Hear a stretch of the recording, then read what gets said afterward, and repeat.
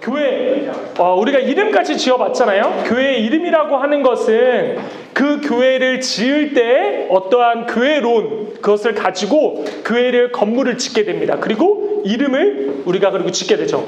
우리 교회 이름이 뭐죠? 한소망교회입니다. 한소망교회의 뜻이 뭘까요? 여러 개가 있어요. 한 5가지 정도의 뜻이 있는데 뭘까요? 한번 맞춰보세요. 하나의 소망, 그쵸? 우리 하나의 오직 한 분 소망, 주님 되신다는 뜻이 있어요. 또 뭐가 있을까요? 한국의 소망 맞습니다. 한국교회의 소망이 되자라는 뜻이 있습니다. 또 뭘까요? 또 뭐가 있을까요? 또 한소망, 뭐가 있을까요?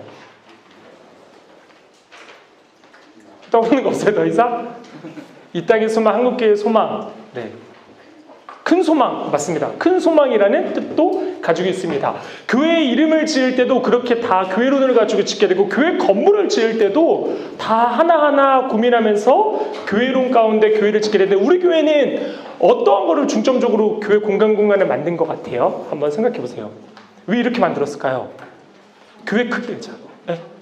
네, 방주와 같은, 맞아요. 사실 방주의 모토를 가지고 만든 교회가 우리 교회이기도 해요. 그래서 공간 하나하나 생각해 보면서 왜 이렇게 만들었나 또 한번 생각해 보세요.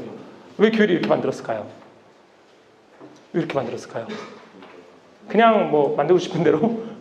여러분들도 만들 때 하나하나 고민하셨잖아요. 하나하나 지을 때. 한번 다른 교회들도 봐보세요. 저 교회는 왜 저렇게 만들었을까?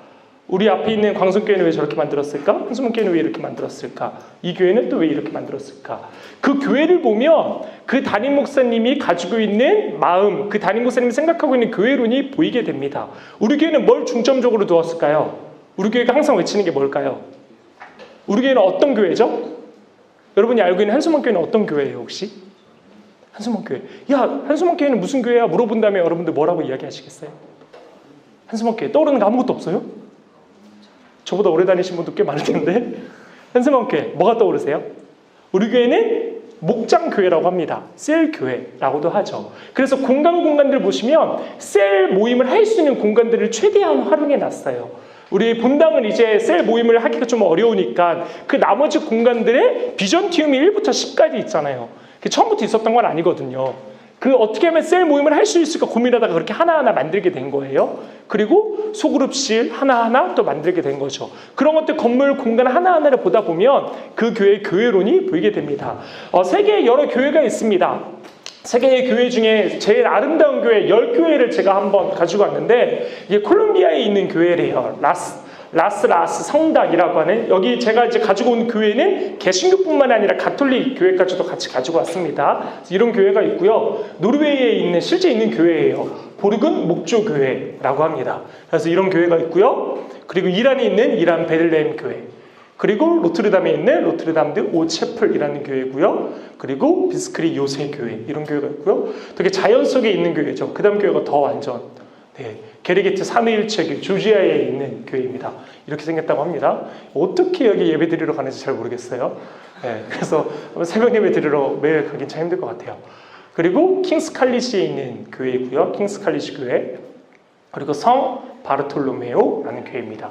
그리고 마지막으로 할그린스크리카라는 교회입니다. 이런 교회들이 있대요. 대한민국에도 아름다운 교회가 참 많이 있는데, 우리가 잘 알고 있는 교회 중에 한 군데인 우리 한수문교회를 제외하고 많이 좀 유명한 교회이기도 한, 이게 뭐죠? 이게 뭘까요? 저게 처음 보세요 혹시? 방주교회라고 합니다. 제주도에 있거든요. 그래서 이제 이 옆에 보시면 그때 제주도 한 번도 안 가보셨어요 혹시? 제주도에 가보시면 방주교회라고 있어서, 이 교회는 주일마다 거기 있는 주민이라기보다는 제주도에 놀러 온 사람들이 많이 또 참석하는 교회이기도 합니다. 그래서 왼쪽에 보이는 교회가 제주도에 있는 방주교회고요. 이 교회 혹시 처음 보시나요? 이 교회는 여러분들 가평 많이 놀러 가보셨을 텐데, 가평에 있는 생명의 빛 예수교회라는 데가 있습니다. 그래서 이 교회도 되게 아름답게 지어져서 많이 가는 교회이기도 한데요. 대한민국 땅에도 많은 예쁜 아름다운 교회가 있습니다. 우리가 교회라고 하면 대부분 이런 건물을 생각합니다. 그래서 어릴 때 교회 그려보세요 하면 대부분 이렇게 그림을 그리죠.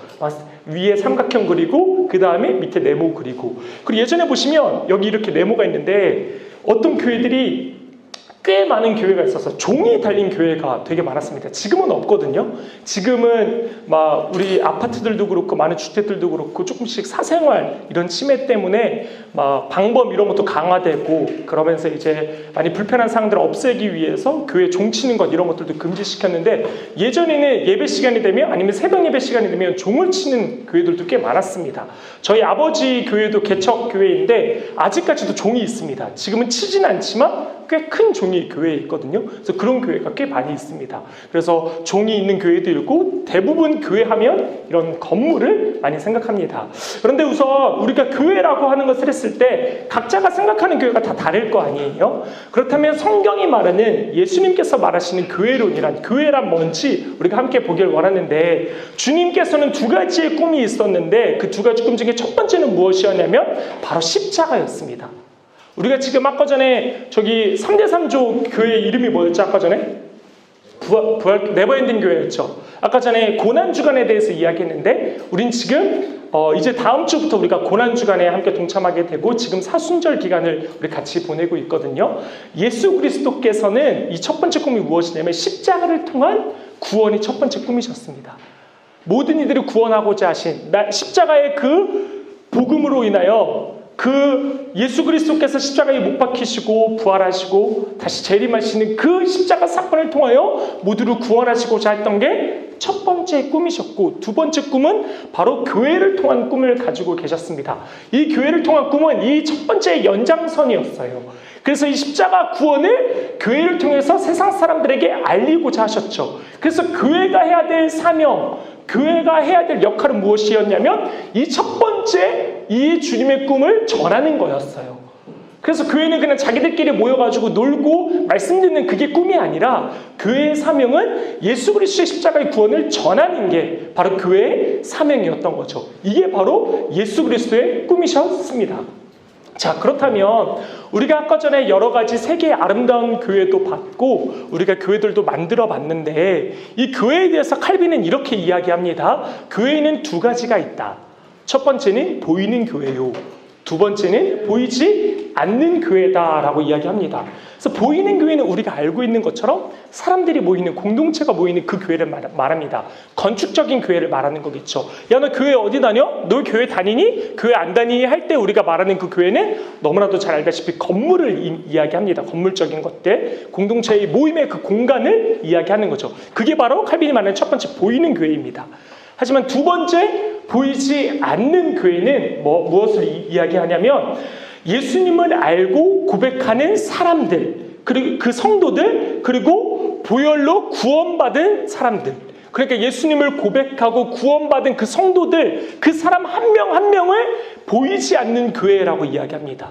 즉 우리가 지금 들어있는 이 공간 자체도 교회지만 여러분 한 분 한 분이 교회이다라고 이야기하고 있는 거예요. 예수 그리스도께서는 사실 여기에 더 집중하신다라고 이야기합니다. 이 모이는 건물에 집중하는 게 아니라 한 명 한 명 그 예수 그리스도로 고백하는 그 성도들, 그 구원을 이야기하는 사람들, 그 한 명 한 명 그 교회를 더 집중하신다라고 이야기를 합니다. 교회라고 하면 이 교회를 뭐라고 이야기하냐면, 헬라어로 이 교회를 뭐라고 이야기할까요? 이거 혹시 읽을 수 있는 분 있나요? 뭐라고 읽는 사람이 있는데? 맞아요. 뭘까요? 에클레시아라고 있습니다. 헬라어로 이게 에크라고, 이 앞에 있는 게 이 같은 게, 그리고 여기 시 같은 게 이게 에크라고 이야기하고 뒤에를 레시아라고 이야기하는데, 이 에크와 레시아의 합성어인데 이걸 바로 교회라고 할 때 이 단어를 사용합니다. 이 에크라고 하는 것은 무엇 밖으로라는 뜻을 가지고 있고요. 레시아라는 뜻은 부르심이라는 뜻을 가지고 있습니다.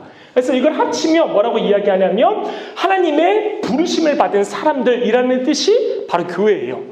교회라고 하는 뜻 자체가 구원받은 사람들이라고 하는 게 교회라는 거예요. 성경에서 말하는 교회의 원어의 뜻 자체가, 교회가 그냥 어떠한 건물, 예수님이 세우신 교회, 예수님이 세우신 건물, 예배드리는 공간, 이게 아니라 구원받은 사람들이 바로 교회라는 거예요.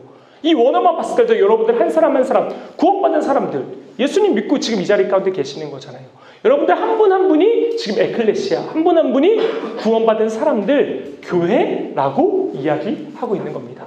이게 우리가 알아야 될 참된 교회인 거죠. 사복음서에 보면 교회에 대해서 총 3번이 나오거든요. 근데 그 중에 제일 첫 번째 나오는 게 마태복음 16장에 교회에 대해서 이야기를 합니다. 뭐라고 이야기하냐면 우리 다 같이 보일지 모르겠는데 보이시는 분들은 한번 크게 한번 읽어보도록 하겠습니다. 시작! 너는 베드로라. 내가 이 반석 위에 내 교회를 세우리니. 사복음서에 제일 처음 나오는 이 교회라는 단어가 이렇게 이야기합니다. 너는 베드로라. 내가 이 반석 위에 내 교회를 세우리니 라고 이야기합니다. 이 뜻은 베드로 위에 교회를 세우겠다라는 뜻은 당연 아니겠죠. 가톨릭에서는 이것을 그렇게도 했었습니다. 그래서 베드로를 되게 높인 거죠. 성 마리아를 높이듯이 베드로를 되게 높였습니다. 그래서 그렇게도 이야기했지만 그렇게도 해석했지만 이렇게 우리는 해석하지 않고 베드로를 지으신 베드로 안에 계신 베드로의 아버지 되시는 그 하나님 예수 그리스도 위에 그 반석 위에 교회를 세우겠다라고 합니다. 한마디로 교회가 어디 위에 세워졌냐? 예수 그리스도 위에 세워졌다라는 거죠. 즉 교회는 예수 그리스도 위에 세워진 게 바로 교회라는 거예요. 그래서 교회의 주인이 누굴까요? 그의 주인이 바로 예수 그리스도겠죠. 예수 그리스도겠죠. 예수 그리스도 위에 세워졌으니까. 제가 어릴 때부터 저희 아버지가 목사님이라고 했잖아요. 제일 많이 하는 질문이 뭐였냐면, 야, 이 교회 너네 아버지 교회야? 야, 너는 되게 부자다. 너네 아버지 짱인데? 막 이런 이야기를 되게 많이 했어요. 초등학교 때. 그래서 애들이, 야, 여기 나오는 헌금 다 니네 아빠 거 아니야? 이 교회 니네 아빠 거 아니야? 이런 이야기를 되게 많이 했어요. 그들 생각에는 교회가 담임 목사 거라고 생각했던 거죠. 교회의 주인이 담임 목사라고 생각했던 거죠. 하지만 사실은 그렇지 않죠. 이거는 이제 교회론적으로 좀 더 이제 노예적으로 들어가 봐야 되는데 사실 이름 자체도 담임 목사로 되어 있지 않습니다. 다 노예에 속해져 있습니다. 그 교회는 노예 소속이거든요. 노예에서 관리하는 거거든요. 담임 목사가 혼자서 막 졌다 폈다 할 수 없어요. 교회 법상과도 맞지 않고 원래 세습도 되지 않는 거고 그것도 다 교회 법 안에 있거든요. 그런데 그걸 다 떠나서 교회의 주인이 누구냐?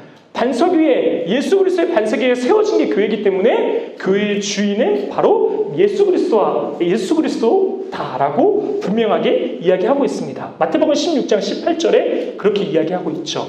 그러면서 내가 이 반석 위에 교회를 세우리니 교회의 주인이 예수님이다라고 이야기하면서 에베소서 4장 15절에는 이렇게 이야기합니다. 제가 읽어드리겠습니다.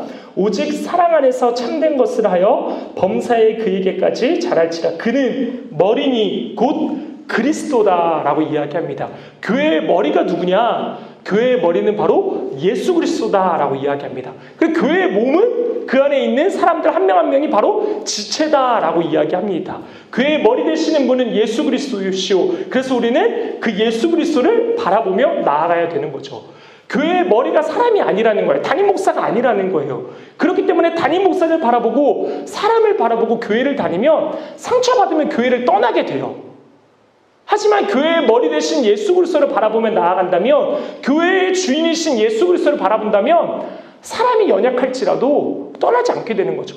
이 교회의 주인은, 이 교회의 머리 되시는 분은 바로 예수 그리스도니까 사람은 사람의 연약함으로 그냥 남겨지는 거고, 하지만 이 교회의 머리 되신 분은 예수 그리스도를 바라보면 우리가 그 교회에 있어서 크게 흔들림이 없을 수 있는 거죠.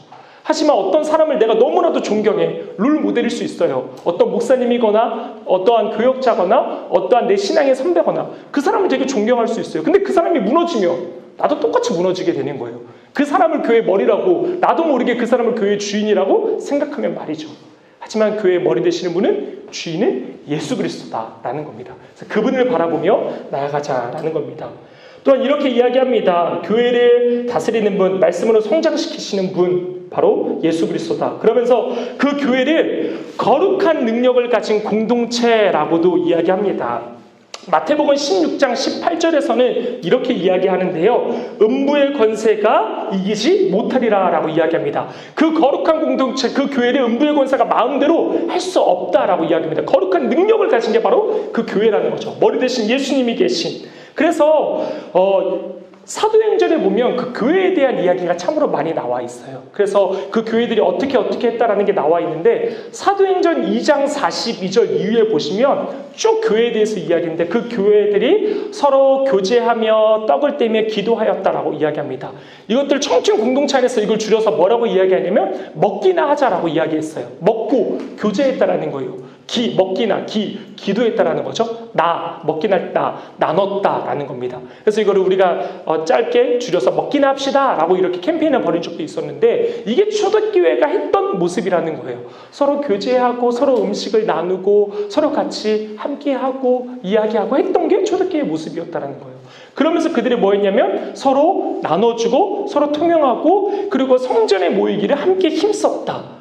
그랬더니 그들이 그렇게 서로 나누고 먹고 그렇게 함께 서로 통용하고 성전에 모이기를 힘썼더니 성도의 수가 3,000이나 더했더라. 부흥하는 역사가 거기에 나옵니다. 교회가 어떻게 부흥했는지가 거기에 나오는 거예요. 그러면서 그들이 온 백성의 칭송을 받았더라.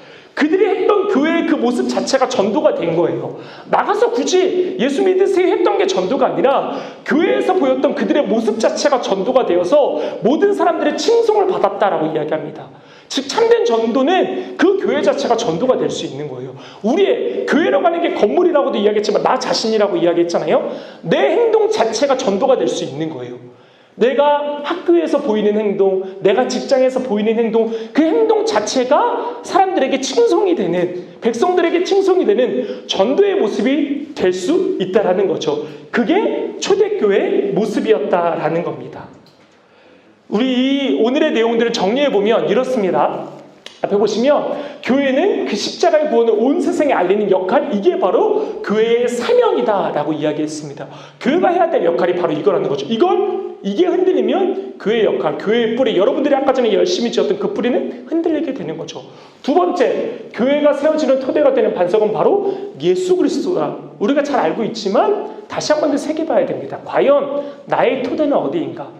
나의 교회의 토대는 내가 가장 친한 그 목장 사람들, 그 사람들 아닌가? 그 사람들이 떠나도 과연 여러분들이 이 교회에 남아있겠습니까? 과연 내 토대는 어디 있나 한번 생각해 보십시오. 진짜 그리스도 안에 있나? 모든 사람이 떠나도 나는 이 교회에 남아있을 수 있나? 예수 그리스도는 남아 계시잖아요. 분명히 성령님은 남아 계시잖아요. 그리스도의 토대가 되는 것, 이게 머리가 되시는 분은 바로 예수 그리스도시다라는 겁니다. 그리고 우리가 그렇기 때문에 우리 교회의 머리 되신 분이 예수 그리스도시니까 그분께 순종하며 나아가는 거예요. 그래서 그분께서 세우신 교역자에게 그 다음으로 순종하는 거죠. 하지만 우리가 어떠한 내가 생각할 때 그리스도께 순종하는 게 아닌 것 같아. 이 선택은 예수 그리스도께서 말씀하신 마음이 아닌 것 같아. 아니면 선택 안 하셔도 되겠죠. 분명히 여러분들이 한번 생각해 보세요. 그리스도께서 나에게 말씀하시는 건가? 그렇다면 내가 그분께 순종하면 됩니다. 목사님이, 전도사님이 마음에 안 들 수 있어요. 내 목자가 마음에 안 들 수 있어요. 그래서 이 사람이 말하는 건 내가 다 말 안 들을 거야. 할 수 있어요. 하지만 그 사람이 교회의 주인이 아니잖아요. 우리 예수 그리스도가 주이니까 주님께 순종하며 나아가는 거예요. 그 사람한테 순종한다 생각하지 마시고 그 사람은 마음에 안 들지만 이 사람의 말을 지금 내가 설득당해서 지키는 게 아니야. 나는 지금 예수 그리스도께 순종하는 거야 라고 하면서 순종하며 나아가시는 거죠. 그 부르심에 순종하는 거죠. 그게 교회라는 거죠. 그리고 마지막 말씀과 기도의 공동체. 성도의 수가 3,000이나 더했다라고 할 때 그들은 그저 먹고 나누기만 하지 않았습니다. 함께 모여 기도하였다라고 이야기하고 있습니다. 참된 교회, 기도하는 교회였습니다. 하지만 한번 우리 자신과 우리 공동체를 한번 보십시오.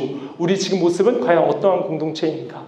참된 능력이 있는 공동체는 말씀과 기도가 있는 공동체였습니다. 여러분의 목장이 능력 있는 목장이 되고 싶으시면, 여러분의 공동체가 능력 있는 그런 공동체가 되고 싶으시면 말씀과 기도로 다시 돌아가시는, 하나님의 말씀과 기도로 거룩하여지는 여러분들의 공동체가 되셨으면 좋겠습니다. 이제 우리 함께 몇 가지 우리 안에서 나누고자 하는데, 먼저 한번 정리해 보시고요. 머릿속에 정리해 보시고 간단하게 교회에 대해서. 사실 교회에 대해서는 전할 것들이 참 많아요. 교회적인 것들. 한수만 교회는 그냥 제쳐두고 교회라고 하는 것만 해도 참으로 많이 있는데, 우선 성경이 이야기하는 간단한 교회들만 여러분들에게 우선 설명해 드렸는데요. 궁금하신 것들이 있다면 또 여러 가지 책들도 한번 읽어보시면 여러 가지 좋은 책들 많이 있으니까 도움이 되실 것 같습니다. 네.